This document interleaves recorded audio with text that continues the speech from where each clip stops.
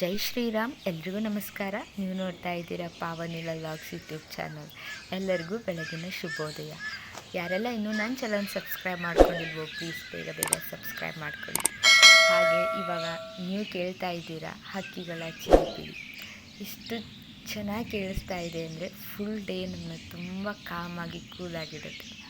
ಹಾಗೆ ಇವತ್ತಿನ vlog start ಮಾಡೋಣ ಬನ್ನಿ. ಇವತ್ತು ನಾನು ಈ ವ್ಲಾಗ್ನಲ್ಲಿ ಮೆಂತ್ಯ ಪಲಾವ್ ಮಾಡೋದನ್ನು ತೋರಿಸ್ತಾ ಇದ್ದೀನಿ. ತುಂಬ ಸಿಂಪಲ್ಲಾಗಿ ಮಾಡ್ಕೋಬೋದು. ಮೊದಲಿಗೆ ಕುಕ್ಕರ್ಗೆ 4 ಟೇಬಲ್ ಸ್ಪೂನ್ ಎಣ್ಣೆನ ಹಾಕಿ, ನಂತರ ಅದಕ್ಕೆ ಬೆಳ್ಳುಳ್ಳಿ ಹಾಗೆ ಮಸಾಲ ಪದಾರ್ಥಗಳಾದ ಚಕ್ಕೆ, ಲವಂಗ, ಮರಾಠಿ ಮೊಗ್ಗು, ಸ್ಟಾರ್, ಪಲಾವ್ ಎಲೆ ಎಲ್ಲವನ್ನು ಹಾಕಿ ಒಂದು ಸಲ ಮಿಕ್ಸ್ ಮಾಡ್ಕೊಳ್ಳಿ.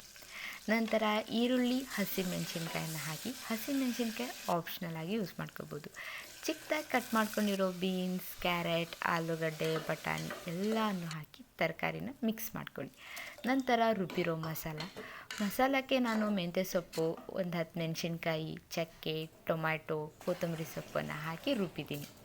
ಇದಕ್ಕೆ 1 ಕಪ್ ಅಕ್ಕಿನ ಸೇರಿಸಿ ಚೆನ್ನಾಗಿ ಮತ್ತೊಮ್ಮೆ ಮಿಕ್ಸ್ ಮಾಡಬೇಕಾಗುತ್ತೆ. ಇವಾಗ ಇದೆಲ್ಲ ಮಿಕ್ಸ್ ಆದಮೇಲೆ 1 ಕಪ್ ಅಕ್ಕಿಗೆ 2 ಕಪ್ ನೀರನ್ನು ಸೇರಿಸ್ಬೇಕಾಗತ್ತೆ. 2 ಕಪ್ ನೀರನ್ನ ಸೇರಿಸ್ಬಿಟ್ಟು ಚೆನ್ನಾಗಿ ಇನ್ನೊಂದು ಸಲ ಮಿಕ್ಸ್ ಮಾಡ್ಕೊಳ್ಳಿ. ಇವಾಗ ಇದಕ್ಕೆ ರುಚಿಗೆ ತಕ್ಕಷ್ಟು ಉಪ್ಪನ್ನು ಸೇರಿಸಿ ಮತ್ತೊಂದು ಸಲ ಮಿಕ್ಸ್ ಮಾಡ್ಕೊಳ್ಳಿ. ಆವಾಗ ಎಲ್ಲ ತರಕಾರಿಗಳಿಗೂ ಉಪ್ಪು ಹದವಾಗಿ ಸೇರಿಕೊಳ್ಳುತ್ತೆ.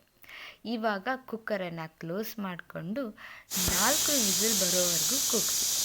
ನೀವು ನೋಡ್ತಾ ಇರ್ಬೋದು, ಯಾವುದೇ ಸಾಂಬಾರು ಪೌಡರ್ನ ಬಳಸದೆ ತುಂಬ ಚೆನ್ನಾಗಿ ಆಗಿರೋ ಮೆಂತ್ಯ ಪಲಾವು ರೆಡಿ ಆಯಿತು.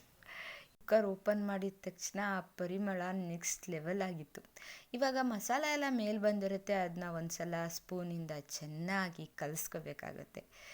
ತುಂಬಾ ರುಚಿಕರವಾದ ಟೇಸ್ಟಿ ಆ್ಯಂಡ್ ಹೆಲ್ದಿಯಾದ ಮೆಂತ್ಯ ಪಲಾವ್ ರೆಡಿ ಆಯಿತು. ಇವಾಗ ಇದ್ರ ಜೊತೆ ನಾವು ಮೊಸರು ಬಜ್ಜಿ ಮಾಡಿಕೊಂಡು ತಿನ್ಬೋದು, ಇಲ್ಲಾಂದರೆ ಮೇಲ್ಗಡೆ ತುಪ್ಪ ಹಾಕಿ ಕೂಡ ತಿನ್ಬೋದು. ತುಂಬಾ ರುಚಿಕರವಾದ ಪಲಾವ್ ರೆಡಿ ಆಯಿತು. ನೋಡಿದ್ರಲ್ಲ ಎಷ್ಟು ಸಿಂಪಲ್ಲಾಗಿ ಮಾಡ್ಬೋದು ಅಂತ. ಇದಾಗಿತ್ತು ನನ್ನ ಪುಟ್ಟ ಮಿನಿ ವ್ಲಾಗ್. ಯಾರಿಗೆಲ್ಲ ಈ ವಿಡಿಯೋ ಇಷ್ಟ ಆಯಿತು ಪ್ಲೀಸ್ ಲೈಕ್, ಶೇರ್, ಸಬ್ಸ್ಕ್ರೈಬ್ ಮಾಡೋದನ್ನು ಮರಿಬೇಡಿ ಅಂತ ಹೇಳ್ತಾ ಮುಂದಿನ ವಿಡಿಯೋದಲ್ಲಿ ಸಿಗೋವರೆಗೂ ಟೇಕ್ ಕೇರ್, ಬಾಯ್ ಬಾಯ್.